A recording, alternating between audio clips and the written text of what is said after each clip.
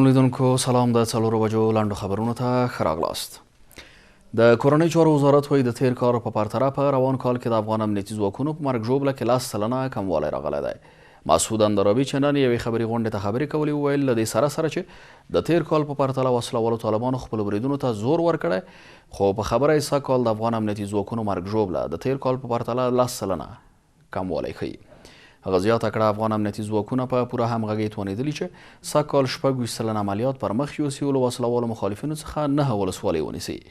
د نوموړي په خبره د وسله طالبانو د الفتح په نامه عملیات یې له ماتې سره مخ کړي دي.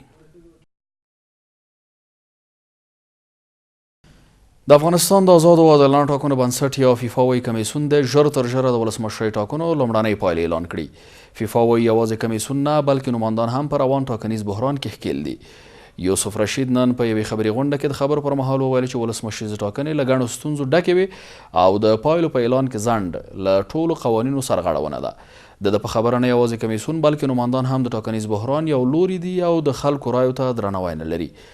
د زیاتوي نوماندان د دې لپاره چې ځان واک ته ورسوي له کمیسیون سره مرسته نه کوي څو دوی په تخنیکي او مسلکي توګه مسایل مخته یوسي او شفافې پایلې اعلان کړي.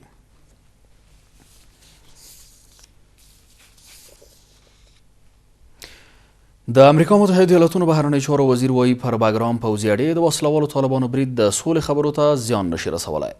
مایک پمپیو له خبریالانو سره په مرکه کې د باګرام پر پوځي اډې برید کې د خپلو 500 سرتیرو د ټپي کېدو پخلی کړی. ویلي دي چې روان بریدونه به د سولې خبرې زیانمنې نه کړي او له وسله طالبانو سره به خپلو خبرو ته دوام ورکړي. په ورته وخت کې ولسمشر غني پر باګرام پوځي اډې د وسله طالبانو برید غندلی او هغه یې د بشریت ضد جنایت بللی دی.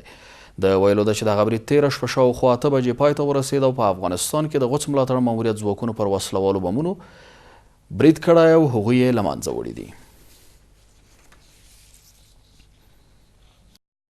په همدې حال کې پخواني ولسمشر حامد کرزي د باګرام په پرونۍ پیښه کې د ملکي خلکو پر مرګ ژوبلې خواشیني ښودلې ده.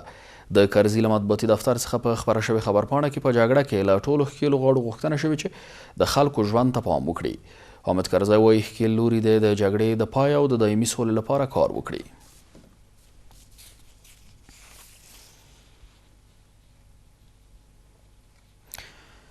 د افغانستان 19 کلنه جګړه باید ژر تر ژره ختمه شي. د امریکا متحده ایالاتونو د پوځ پخواني مشر جنرال جوزف ووټل له نیویارک ټایمز سره په خبرو کې ویلي د دې وخت دی چې په افغانستان کې روانې جګړې ته د خبرو له لارې د پای ټکی کېښودل شي.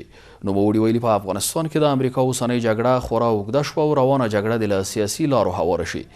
د په خبره خلیلزاد هم د اوس له وسله طالبانو سره د خبرو پر خبرو بوخت دی او باید له دې خبرو ملاتړ وشي. د په خبره په 13 کلنه جګړه کې 140 افغانان وژل شوي. له همدې امله ډونالډ ټرمپ باید دې جګړې ته نور د پای ټکی کېږدي.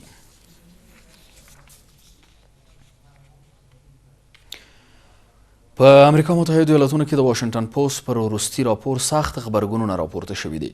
امریکایي سیاستواله د امریکا حکومت په دې تورنوي چې ګواکې 18 کاله یې امریکایي وګړي تیر ایستلي دي.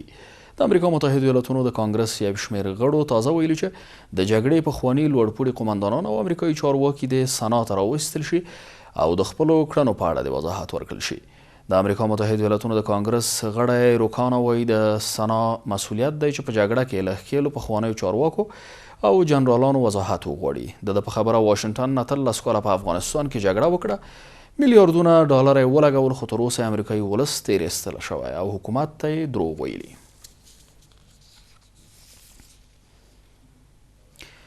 په همدې حال کې د امریکا متحده ایالاتونو پوځي چارواکي وایي له افغانستانه یې د خپلو سرتیرو د ایستلو لپاره پر بیلابیلو لارو چارو غور کړی دی.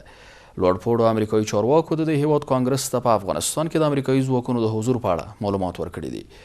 د امریکا دفاع وزیر ویلي سره له دې چې له وسله طالبانو سره خبرې روانې دي، خو بیا هم دوی په افغانستان کې د ترهګرۍ ضد جګړې ته اړتیا لري.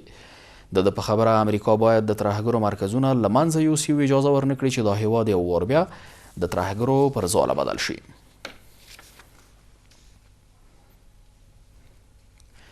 او په بهرنۍ خبرونو کې په نایجیریا کې پر دولتي ځواکونو په یو برید کې 21 عسکر وژل شوي دي.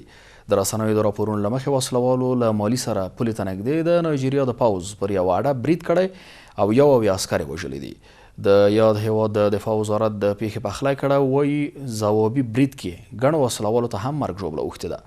تر اوسه د دغه برید مسؤلیت کومې ډلې نه دی منلی، خو په دې سیمه کې اسلامي دولت نومې ډلې له ګڼو نورو وسلهوالو ډلو سره په همغږۍ ورته خونړي بریدونه کوي. په همدې حال کې د یاد هیواد حکومت وایي دوی په دغه برید کې بې ځوابه پرېږدي. وروسته بهرنۍ خبره ده چې پاکستاني محکمې رسما حافظ سعید د ترهګرۍ ملاتړی وباله. د پاکستان محکمې ویلي حافظ سعید د خیریه بنسټونو تر عنوان لاندې له خلکو چندې ټولې کړي او هغه د ترهګریزو شبکو د پیاوړتیا په برخه کې لګولي دي.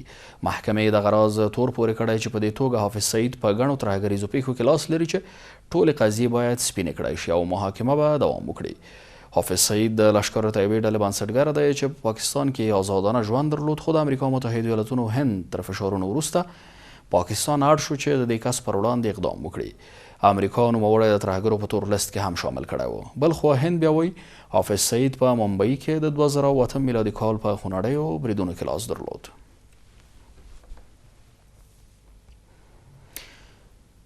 اوسني خبرونه مو په همدې ځای پای ته رسیږي.